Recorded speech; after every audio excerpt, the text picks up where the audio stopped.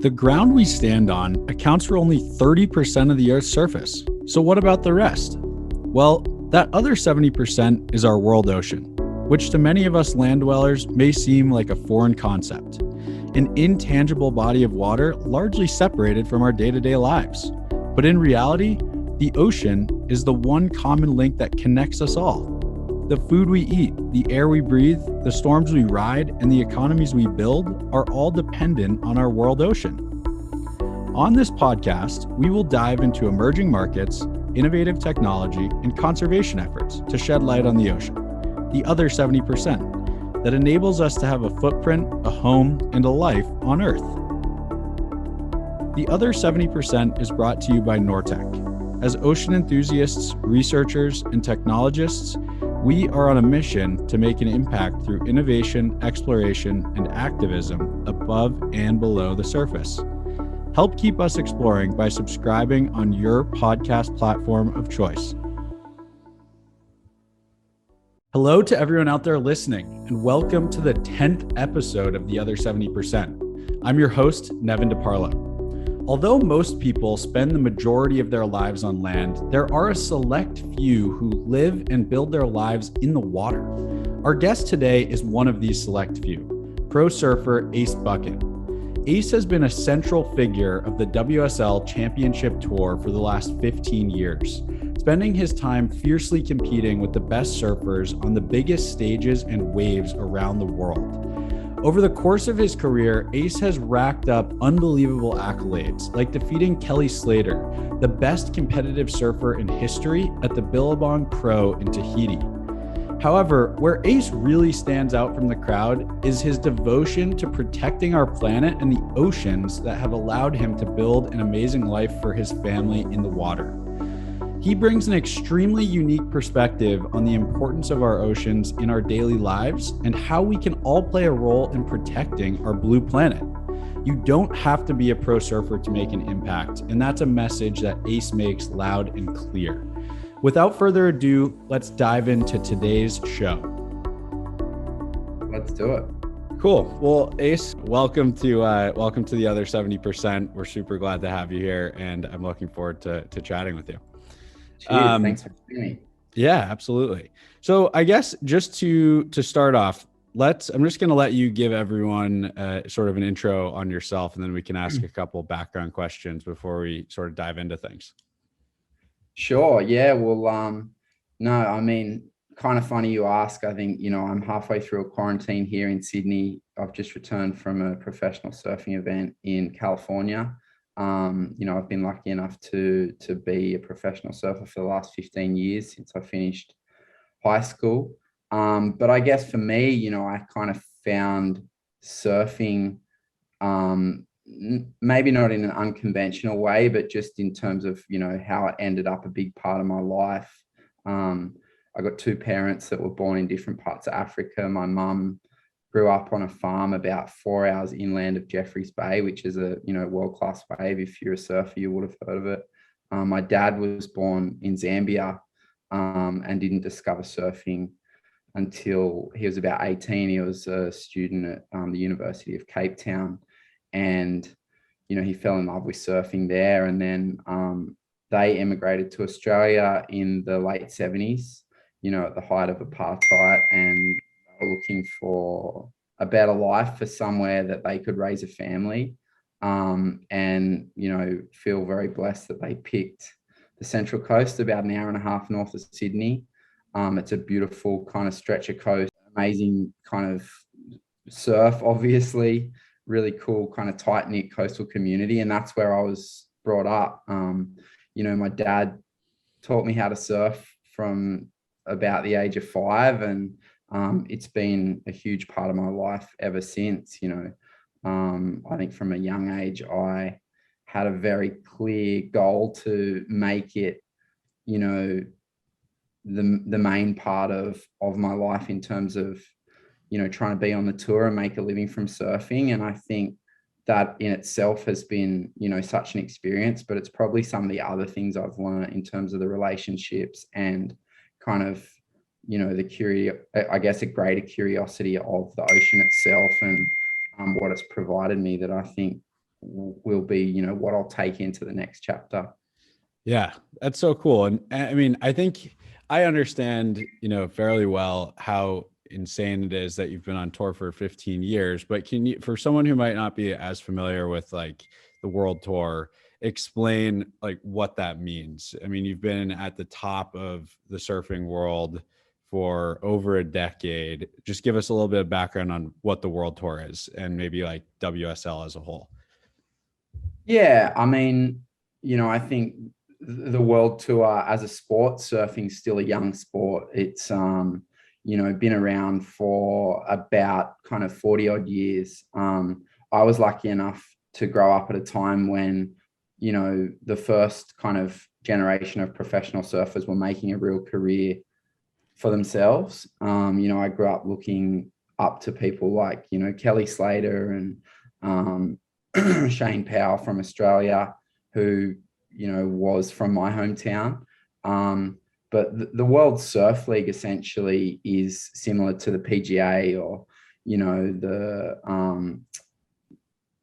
World Tennis Tour or something. And there's this kind of small elite group of guys and girls who travel the world. And then there's a much bigger, broader group that are trying to like break into that, you know, that group at the top and you know, be a part of that tour. So for me, my journey, you know, I was lucky enough to grow up as an Australian surfer at a time when surfing was very strong in Australia. They had a really healthy junior tour, which I came through. And then once I'd finished school, I went kind of out into the big bad world and tried to qualify for the world tour, which took me, you know, 3 or 4 years. I had some ups and downs, some injuries, you know, learn a lot about myself, and kind of, I guess, almost, you know, had my career ripped away from me before it had even started through a couple of pretty bad injuries. And I think that kind of gave me, you know, a sense of kind of fierceness in terms of like, you know, living and kind of breathing every opportunity and every moment like it might be my last one. So yeah, when I did make the tour, you know, I really think had a great kind of sense of appreciation and kind of gratefulness for being there.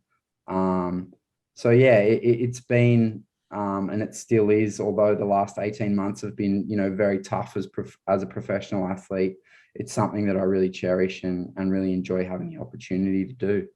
Yeah, it's amazing. And did you always know you wanted to be a pro surfer, like right from the jump when you got in the water? Yeah, I was thinking about this the other day. You know, I think that even though I think surfing in Australia has probably been accepted more than in any other part of the world in terms of it being, you know, a pastime and B, a profession. But I think there's still that stigma there that, hey, like, you're a surfer, that's not really a job. And I think even personally, you know, I've struggled to look at it as a profession. But I remember being about 10 years old, and it was right around the time that I started doing well, you know, like winning state titles and so on. And, you know, my dad was a very keen surfer, but I had a teacher in the 3rd grade who also happened to be a surfer. And, you know, he asked me what I wanted to be. And I said, you know, I want to be a professional surfer. And, you know, I think he was the first person that didn't really challenge me on that and said, okay, like you want to be a professional surfer, like how are you going to do that? Like, and so I think that really got me thinking.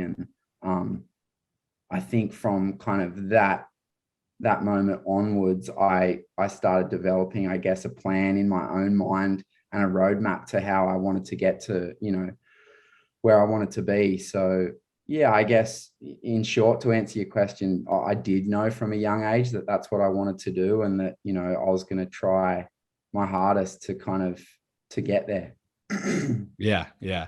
And I guess like even preceding like the desire to be a pro surfer, right? I mean, you grew up in Australia in the water a lot, I assume.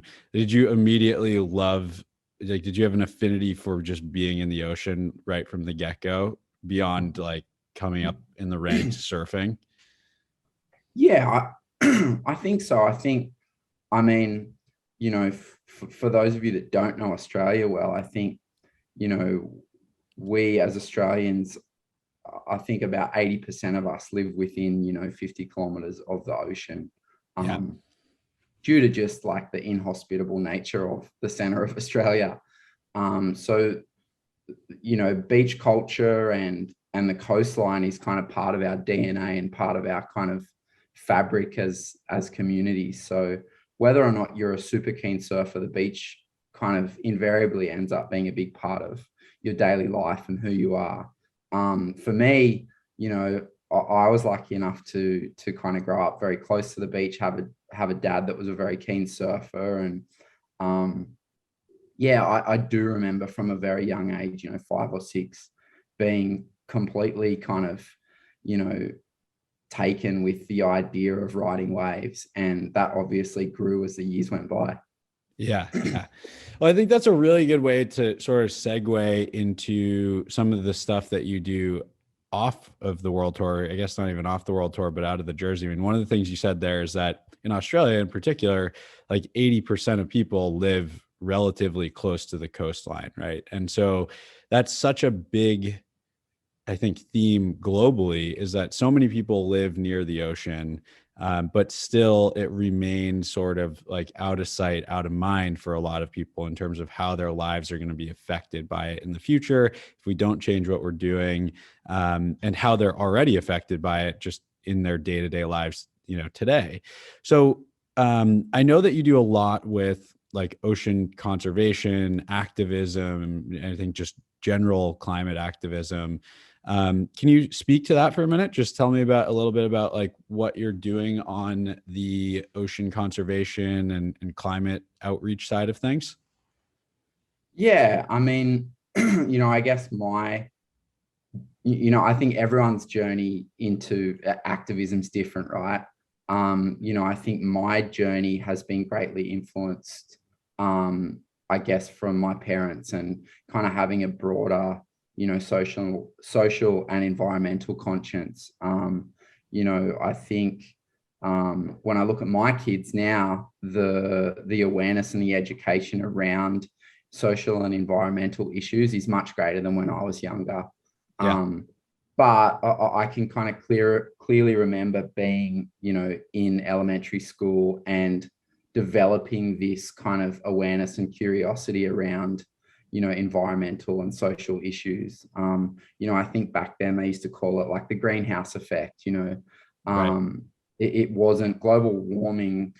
Wasn't this kind of term that we were all super familiar with, but when I was about 12 years old, I wrote a creative writing assignment about a young Australian boy who met an Indigenous Australian, and they kind of go on a journey, I guess, of kind of, awakening and discovery, and learn about the environment and learn to surf together, and how to, I guess, act as custodians, for what they see being destroyed around them.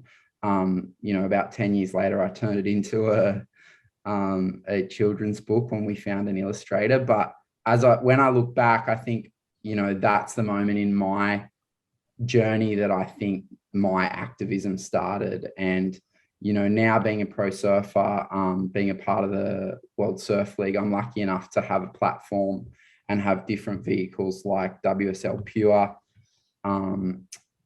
Surfers for Climate, organizations that are channeling resources and money into ocean conservation, so supporting, different groups in the places that we visit as a tour, and really kind of highlighting the good work that different organizations are doing, whether that be, coral reef restoration, looking after, the coastline that we go and surf in. There are so many great projects there, and So much to do. Yeah, I think, I feel, as my career's gone on, I feel lucky to have had the opportunity not only to learn, but to be able to, I guess, see things, on the front line, and experience, not only the hardships, but I guess some of the solutions and possibilities for us to try and move beyond, some of those difficulties we're having. I think that like I had sort of a similar, I think, realization when like you travel to somewhere that's really remote. Like I've been lucky enough to go to some really remote places in the world, and you're walking down a beach in the middle of nowhere in like an absolutely beautiful, like untouched, what seems to be untouched piece of the ocean. And then you just like come across lots of trash scattered across this like desolate beach where there's probably 20 people living on a small island, right? I mean, that just makes you realize and think about how big of an impact we can have, but also how much we can probably do to sort of curb the impact that we're already making, right? I mean, that's just from one perspective of plastic pollution and just trash in general in the water. But do you think that just the magnitude, the amount of time that you spend in the ocean on a daily basis and that you've probably accumulated over the last, 30 plus years has given you a really unique perspective on, like, I guess you may have seen changes over the last, number of decades, just from when you were surfing as a young boy to, now traveling the world still 15 years later on tour, and seeing maybe some of the impact that we've had just in that short span of time. Yeah, absolutely. I think maybe the example that I could use that sticks out the most is the time that I've spent in Bali. It was the first place I ever went outside of Australia. I did a trip there in the late 1980s. I would have been probably 7 years old. And at that time, Bali was very popular with surfers, but still, I guess, a little bit of a hidden oasis in terms of kind of international tourism on any kind of, global scale. I got to go and watch my dad surf, some of these amazing spots. And if I was lucky, I'd kind of get out there when the tide was a little bit higher and surf the reforms on the inside. Yeah. But experiencing these kind of largely untouched, beautiful, idyllic beaches, crystal clear blue water, and, a local people living very simply and off the land, and the ocean. And, as time's gone by, I think I've slowly seen that environment there, become degraded, and, plastic pollution there is a huge issue. Going back there year after year and kind of seeing just the sheer amount of trash either on the beaches or in the ocean is really confronting. And, seeing the kind of amount of kind of rampant, kind of checked development there is pretty scary. So, I think that to me has been something that I've been able to see, year on year kind of over the course of, 30 odd years. And yeah, there's some really good stuff happening there too. There are some really good organizations that are doing really good work. And, I think the ocean is super resilient, but you need to give it a chance. And, hopefully places like Bali can be kind of used as a case study for, what not to do and what to do. Yeah. So yeah, the plastic pollution side of things is really interesting. I actually had a conversation a couple of months ago with one of their lead scientists and modelers at the ocean cleanup, and it was really like it's something that I didn't really know a lot about. I mean, I understood that there was a big issue that a lot of people are trying to solve, but really like scaling it back to like at the lowest level, coming down to one, education, and then two, really trying to curb the pollution in the world's dirtiest rivers was really interesting to me. And I think that probably certainly applies in Bali too. And it's probably for you now being a dad also like sort of heightens the issue, because the first time that you went to Bali with your dad probably a lot different than the first time your kids went to Bali with you. I don't know if they've been, I mean, but either way, the difference I'm sure is noticeable over a pretty short time span. Yeah. And I think, every parent will tell you that, when you start to see the world through your children's eyes, things look a little bit different.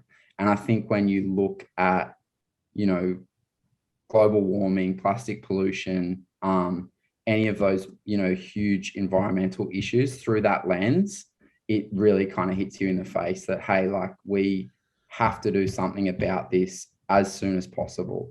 And as you said, with the plastic kind of issue, it needs to be looked at, not as kind of like a band-aid, but more like how can we like fix these things upstream?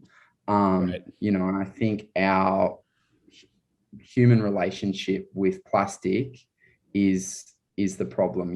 I think plastic itself, there are actually a lot of great uses for it. It's just that our relationship with plastic has become toxic.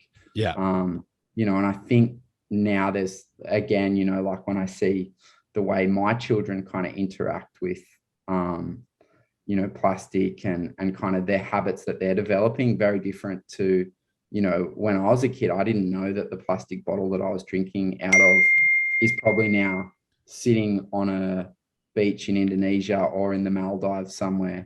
So I think there's a much greater awareness around that now. Yeah, I agree. And I mean, even just like since I've, grown up over the last 25 years, like I've noticed that difference too. And I think that,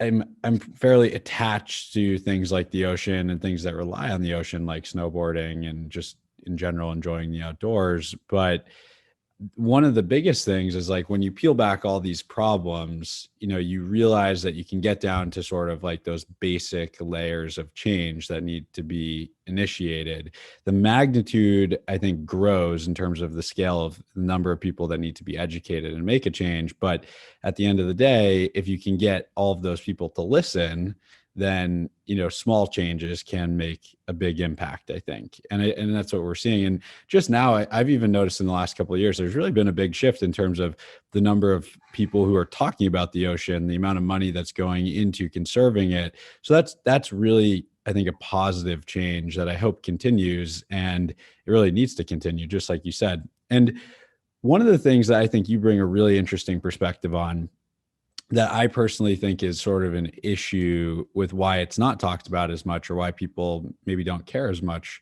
is that a lot of people are afraid of the ocean. I think one, because a lot of people have never gotten to experience it maybe in the way that you have, or even that I have, right, at a much lower level.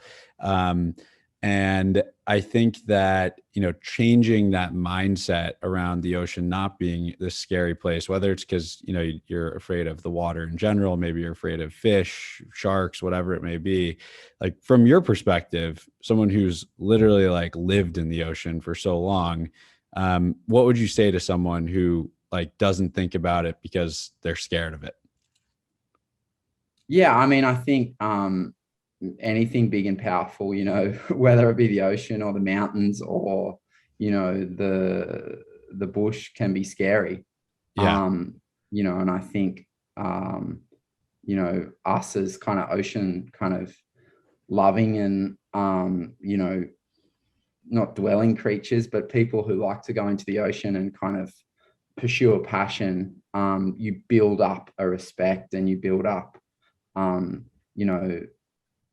I guess, a comfort level doing those things in the ocean, and that takes time, and it's one of those things. If you look at surfing, I think the younger you start, the easier it is, but that doesn't mean that you can't pick it up later on in life. It just takes, discipline and practice. And, I think the thing that I would say that the ocean, teaches us that is, I think, super relevant at this point in time for us as a species, is that mindfulness. When you step into the ocean, you're completely in the moment, because you know that you're a part of something much, much greater than yourself. And, you can't be distracted. You can't be thinking of other things, because really you're just reacting to what's in front of you. And competitions like sponsorships, all these things like are great, but for me the greatest thing that I think I've got out of the ocean is just that sense of really being completely immersed in the moment and what's happening around me. And you look at the look on someone's face when they ride their first wave, and whether that's a 7-year-old kid or a 70-year-old grandparent, it's that same look of pure stoke. And I think that's what the ocean gives us as human beings. I think that one of the, if there was a way to get every single person to somehow like ride a wave, whether they're just laying down, they're standing up, no matter what it is, like that would change, that could change so much. I mean, it's not something that's feasible, right? It's not necessarily possible, but I think that I agree with you. Like no matter who you are, no matter what your opinion is on the ocean, like there's nothing that can hold back the excitement of riding a wave and like feeling the power behind you. Like it's just like unlike anything else, right? And even just in growing up on the East Coast, like I grew up in Vermont, right? Like I was a big snowboarder. I'm all in the mountains. And like as a kid, I did learn to surf when I was younger, like 10, 11 years old, out like in Massachusetts and Maine in the winter. Like that's when we get waves, is when we get winter swell come in. And so, now like I get most of my surfing is in the middle of the winter with friends when it's snowing. Like, so people are like, you're crazy. Why would you ever want to go and do that? I'm like, it doesn't matter. It's not really about the weather. It's just, even if it's freezing and it's dumping snow and you have to put a wetsuit on pitch black and it's like 10 degrees Fahrenheit out, it just feels so good. Like no matter what, getting in the water, just it's like rejuvenating. Like it's about the experience and the feeling, right? Exactly. Right. So I think that's so cool. And like, just coming from someone who's at such a high level, and then like the fact that same feeling trickles down to the lowest level, it just doesn't matter. And I think that could change so many people's perspectives. What would you, I guess, in terms of like the couple of things that you've taken away over the last couple of years, trying to really get more and more involved in activism and outreach, what would you say the handful of things anyone could do in their daily lives are to try and make a difference, specifically for ocean conservation? Yeah, look, I think, where we're at the moment, we obviously need to see a political pathway to change. If there isn't that, we're not going to really see change on the scale that it needs to happen. So for me, I look at something like 30 by 30, the UN pledge, and I see that as a real pathway and opportunity for the ocean to start to heal.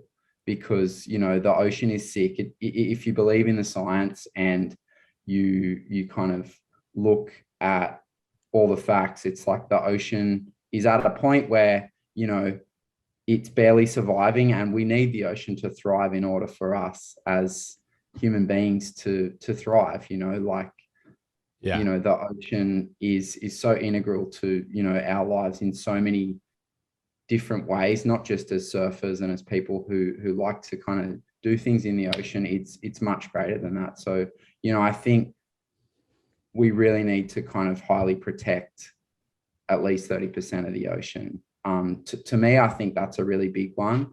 Obviously, on a personal level, I think we need to look at, what we are taking from the ocean. I think, it's really unsustainable the way we're consuming, what the ocean has provided us with, whether that's kind of commercial fishing or, seaweed. There's a lot of things there that I think, we need to change, and there's some really good stuff happening. So I think personally, kind of looking at, your own habits there, and then, I think looking at just, the way we consume plastic, I think is another big one. and having a more kind of healthy, sustainable relationship with your own plastic consumption is huge. And I mean, I even look at my own kids and see inspiration there, just in terms of, we'll be on the beach and they'll, be just kind of picking up little bits of trash around them because they know that all ends up in the ocean. And yeah, I think, the last one I would say is just education. Just, for me, I want to educate myself as much as I can, and then be able to pass that on to my kids, because they're going to be the generation that, inherit what we, pass on to them, I think. So, I think that's a big one. And especially in the developing, nations, I think, in the Western world, we've got a huge responsibility to kind of provide the kind of tools to those countries to, pass on good habits. And the onus really is on us. Yeah, absolutely. And I guess in terms of a couple of other just specific details in that same sort of frame, do you want to talk about WSL Pure for a second, and just sort of what you guys are doing with that, how you're involved? Yeah, for sure. I mean, I think for me, the exciting thing has been kind of, I guess, being a part of and witnessing, WSL's journey into activism. And, I think with WSL Pure, really, it's a platform to kind of shine a light on all the great work that's being done around the world by, ocean conservation groups, whether that's, sustainable coastlines in Hawaii, coral gardeners in Tahiti, Surfers for Climate here in Australia, and really trying to, amplify all of those messages and all of those projects and opportunities. And, I think, naturally, if you're a surfer, you should be an environmentalist too, because you're relying on something, that is providing you with so much joy. And when that, joy becomes, your job, there, I think, is an even greater responsibility there to be a custodian. So, WSL Pure, I think, is a really great platform at the moment. They're, a big part of the 30 by 30 campaign. And, I think the work that all those organizations are doing, as part of a broader coalition around the world to kind of mobilize, all the voices who are fighting for the ocean is part of something kind of, really powerful. So, I mean, you can definitely jump on board WSL Pure and sign the pledge to be part of 30 by 30. That's a great place to start. Yeah. And do you think that, I think it's like so critical, and it's really cool what you're doing, because you do have a platform, right? Like you have an audience in a way to really like make an impact in a pretty quick, pretty short amount of time, I guess. But do you think that there is a need to have like more of a centralized focus from other athletes on tour to like sort of trying to send that same message? Or do you think that everyone's sort of like getting on board with that already, and that's like something that's changing in the culture as well? Yeah, look, I think, being an athlete's a journey in itself. You start out and, you're really kind of fighting just to find your niche and kind of find your place and, make it your own. And that can be a pretty single-minded kind of pursuit. It's just, being an athlete is in many ways a selfish pursuit. But I think, at least for me, as I've gone through my career, I've looked to at least try and use my platform to benefit something a little bit greater than myself. Yeah. And, you try to find line as an athlete when you attach yourselves to kind of, environmental or social issues, because invariably you're going to alienate some of your fan base, which is fine. Because I think personally, those people who follow you, and kind of whose, message, or the message that you're kind of putting out there resonates with, like, you're going to form a stronger bond. So, I think you're seeing more and more athletes come out, whether that's, LeBron James or, a surfer on the world tour.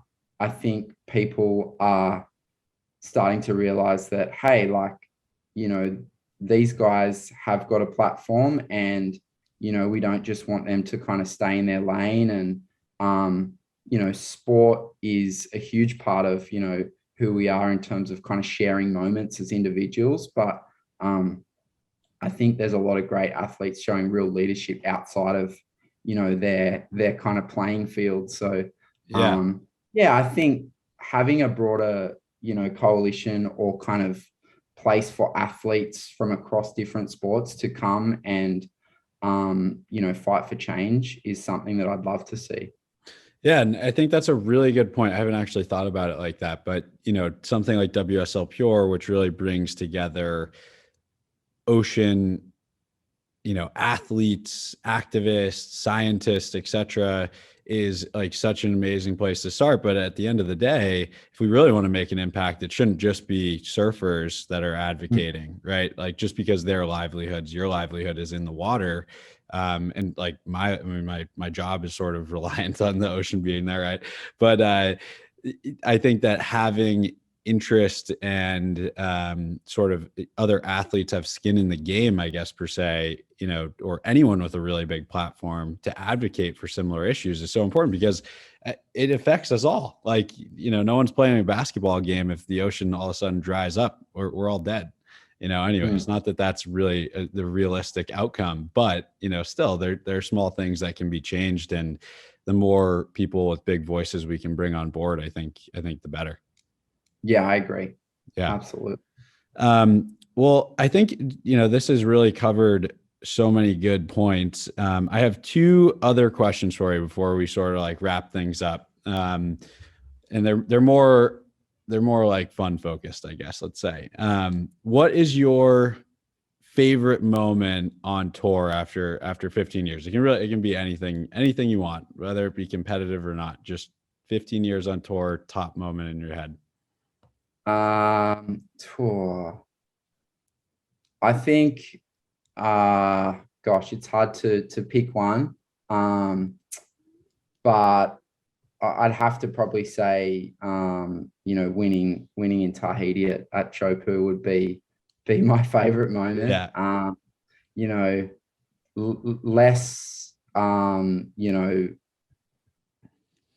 kind of the moment itself, but more the experience, that I've experienced there, being taken in by a local family and spending, the better part of a month there for the last 15 years, and, getting to know them and feeling like I'm really part of that family, and then kind of sharing that special moment with them, and, for them to kind of have that to kind of, to kind of look back on. And in some ways, you shouldn't always need a win to kind of legitimize, relationships and experiences. But in a weird way, sometimes, I think it can give a little bit more meaning to some of those things that you do. So I think, that moment, to me, was kind of something much greater than myself. It was about all the people that had helped me get there. And, I think Tahiti being such a kind of, grassroots kind of community that lives on the ocean, it was really special. Yeah, I watched that final, and it's pretty cool talking to you about that, because one, I'm sure it was pretty surreal for you because you beat Kelly, and debatably, whatever, probably not even debatably, the best surfer of all time, and he was probably one of your idols even when you were a kid, right? Like when he was just coming out on my wall as a kid. So yeah. That's so cool. And so after, I guess, beyond that, my last question for you is, What is the, I guess, scariest moment that you've ever had in the ocean in general? Scariest moment. Probably one of my first trips to Hawaii as a kind of teenager. Hawaii is one of those places where, it's kind of like a real rite of passage if you're going to be a professional surfer. And, when you go there, it's a constant kind of balancing act of like pushing your boundaries and seeing where the edge is for you. And as a young kid, you're kind of like, trying to figure out, where the limit is. And, I had a moment there on one of my first trips where I probably overstepped the mark a little bit and got myself caught in a situation where I was completely out of my depth and had to kind of figure out how to stay calm and how to kind of stay in the moment and not panic. And, that kind of taught me a lot about myself and how to deal with, high pressure situations and to stay calm and really respect the ocean. Yeah. I think that kind of taught me a lot about, what I was doing on a day-to-day basis and just kind of staying humble and staying grounded. Yeah. Okay. I have an extension to that last question before we wrap things up then. What do you, in terms of staying calm, like being in the water, feeling like the power of surfing a wave like pipe, right? Or wherever it may be. What do you do to keep yourself calm and like your head in the game when things get dicey? I mean, you're in a pretty powerful place a lot of time. Yeah, I think just trying to, as much as possible, trying to kind of stay in the moment and rely on instincts. Like I think for me, the longer I've surfed, the more I've realized that it's like such an instinctual process and pursuit, and just not second guessing yourself, just kind of relying on, that kind of natural ability that you've built up over years and years. And just kind of trying to make really kind of clear decisions and be decisive and be in the moment. Yeah. Cool. Well, I think that's a really good takeaway message. One, because, even from the top of the totem pole in the surfing world, everyone's got to realize that you have to respect the ocean, whether it's because you're surfing in big waves, or because you're just living your life in New York City or in Sydney, and we rely on it every day, whether you realize it or not. So I think that's cool, and it goes way beyond surfing. So Ace, thanks for joining me today. I really enjoyed it. It's pretty cool. First pro surfer on the podcast. I appreciate it. And hopefully we can do it again sometime soon. No, thank you. And I wish you all the best. And, thank you for, shining a light on so many, great individuals and organizations that are doing really good work. It's really cool. If you are interested in learning more about Ace or watching him surf, you can follow him on Instagram @AceBuchan, linked in the show notes. In addition, we encourage you to check out the WSL Pure program and join the World Surf League and other ocean ambassadors like Ace in their efforts to promote ocean conservation and awareness of the importance of our world ocean. As always, we are looking for new ways to bring together those with an interest in our blue planet. Tune in again in 2 weeks to hear more from inspiring entrepreneurs, technologists, and activists who are building the blue vision for the future.